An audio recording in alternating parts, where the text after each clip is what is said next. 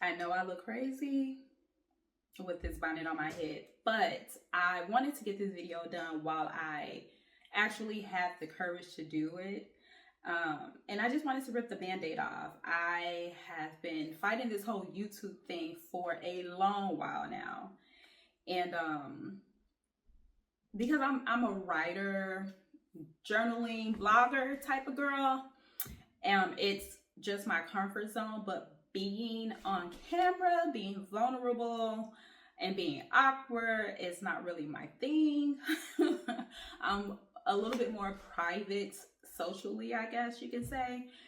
But this year, 2025, is about me starting fresh, and that means me stepping out of my comfort zone. So here I am at home cleaning out my guest room because my niece moved out earlier this year and she left a ton of stuff.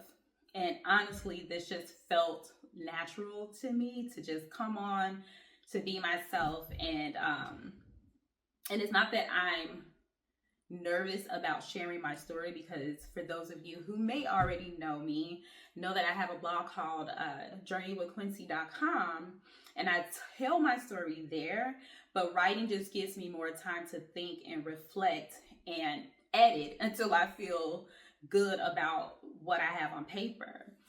But here it's just me, the camera, and whatever words just happen to come out of my mouth. Like I said, I've always been a behind the scenes kind of girl, writing in my journal, doing my blog, creating quietly, and those are just my safe spaces. But lately, I've realized that staying comfortable is holding me back. And if I want to grow and truly embrace this chapter of my life, I have to show up, even when I feel vulnerable and on camera. One of my favorite YouTubers, Nikisha Wynn, just told me to do it while I'm doing something that I would naturally do. So watching her be so real and relatable made me think, why not just try? So here I am cleaning this room and turning on the camera and talking about what starting fresh in 2025 means for me. So growing up, I had big dreams of becoming a journalist. I remember my Aunt Trina giving me my very first journal, and she always told me to write it down, even the hard, ugly things. And that's exactly what I did. Writing kind of became my way of processing life and just where I felt most like myself. But then life happened, and I did what a lot of us were doing in the 99 and 2000s. I became a mom at 19, and suddenly that focus completely shifted to being a mom, being the best mom that I could possibly be. And as my family started to grow, to be the best aunt to my nieces and nephews that I could be. And those roles have been the most fulfilling roles in my life thus far. But I always felt like something was missing. Deep down, I just never felt whole. So now, fast forward to my 40s, everything has changed. My son moved out, and shortly after, my niece moved out. And it was the hardest transition that I've ever had to face. I didn't know what I'd done or why it happened, but my son stopped talking to me when he moved out. Not knowing what else to do, I turned back to journaling. It became the only way that I could process all of the emotions that I was feeling at the time. And then, of course, again, like I said, my niece moves out, and I just had nothing to distract myself from everything that I had been avoiding for, at this point now, a couple of decades. Now that I know what I was dealing with was anxiety and depression after having a few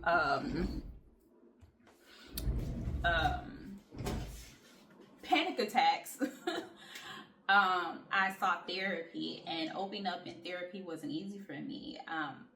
I've always had a hard time sharing my feelings and asking for help. So instead of talking, I would let my therapist read my journal entries. And my therapist would read my entries and say, Quincy, you need to write a book.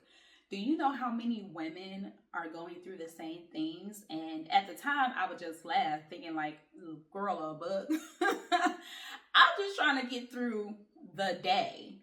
But that is how I started Journey with Quincy. It became a way of sharing my stories and looking to connect with other women. Even then, though, I realized that I was still holding back on my dreams, on my creativity, and really on myself. But I don't want to do that anymore. I want to be who I feel like I've always was supposed to be. And part of that is a journalist, a reporter, a talk show host, possibly. Another big part of me starting fresh this year is to take better care of myself. I am joining somebody's fitness plan because let's be real, stress eating and skipping workouts during my depression, it didn't do me any favors. It did not do me any favors. So, but as I was saying, stress eating and snacking and being depressed and not moving my body anymore, it just, it didn't do me any favors. I've gained about 20 pounds in the last year, but this isn't just about me losing weight. It's about me feeling strong again, feeling confident, and getting back into a routine of my own without the kids, and just me gaining control over my life again. And for me, starting fresh means taking care of my health and making sure my health is also a priority. So now I also want to talk about a new project that I am creating that has become my new baby, and that's called 40 Layers. And that is something that is very personal to me.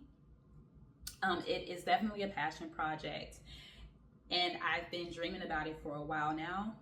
40 Layers is for women over 40 who are peeling back the layers of societal expectations, family roles, empty nesting, any type of transition, maybe even career shifts, as I have done myself, and even the things that we put on ourselves to rediscover who we are in this phase of our life. So I don't want that to just be a brand. I want it to be a movement. I want to create a space for women to share their stories, embrace their growth, and live authentically, and how they're doing so. And for me, it's the ultimate fresh start, and I can't wait to see where that goes. So I'm going to now close this out so I can finish tidying up this room. I know you probably hear the anxiety in my voice right now. I can just feel it through my body. But anyway, so what you can expect here, honestly, this channel is about my life, unfiltered, real, and ever evolving.